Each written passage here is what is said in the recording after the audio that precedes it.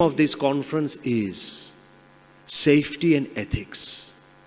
Let me bring a leaf out of history and tell you that when somebody focuses on human values, profits generate naturally.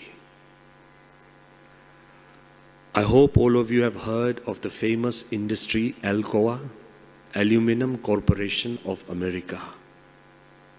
One of the largest aluminum industry with presence in 40 different countries. It's not small, 40 countries. Almost 200,000 people employed.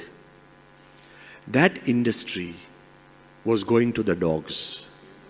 There's no way, loss after loss after loss after loss, there was no way this industry could come up.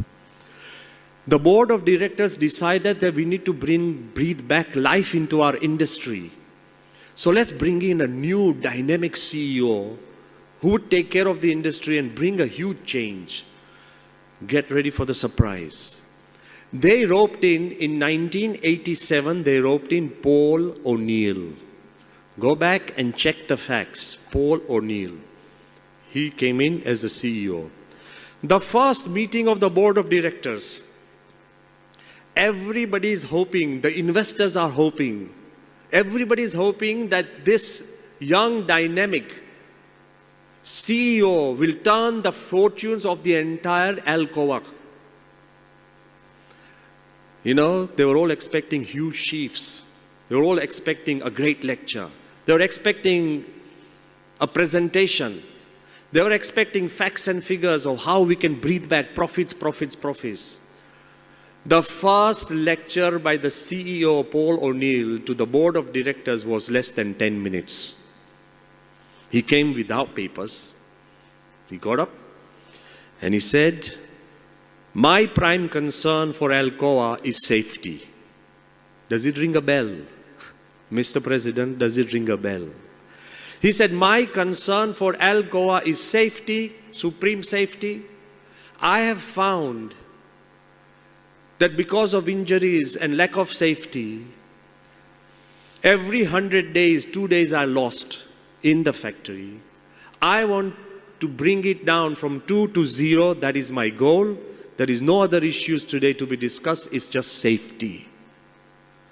Suddenly one guy from the board, he raised his hand and said, but what about the profits? He said, "My only profit is safety. Thank you very much." The meeting is concluded. Straight away, some of the board members, they went back to their investors and they said, "God, we've got a hippie in the room.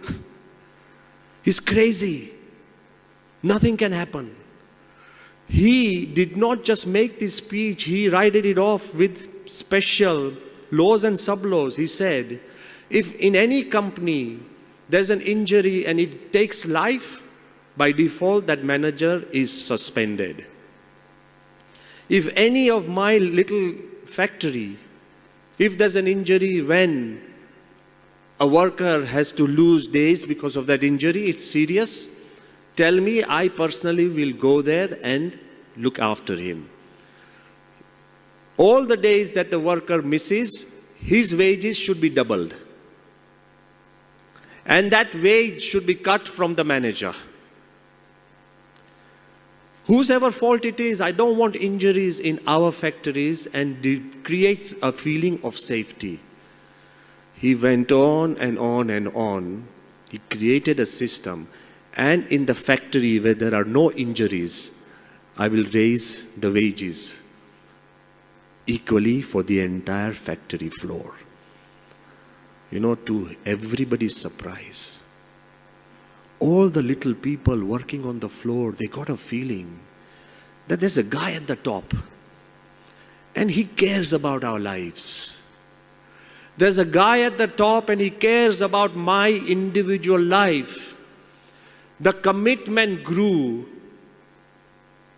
injuries decreased, and they say in the first year after he took over, the entire company made $1 billion profit in just 1 year. And by the time he left office, the net worth of Alcoa was 27 billion, all because of the measures he took on safety. He proved to the world that there are profits in values. You may grow in numbers, but he proved to the world that there is a guy at the top who cares about the small men at the bottom. It is love and commitment that generates this environment. But sometimes you may have to take difficult decisions, because I want to keep to this idea of safety and ethics. You may have to take decisions that actually burn your pockets. You know why most of the industrialists don't go for the safety measures? Because it's too much hassle and it's too much money. And most of the people in India, we feel that we have enough population, so life is expendable. It isn't. Do you have a heart? Then that heart should speak. So let me give you another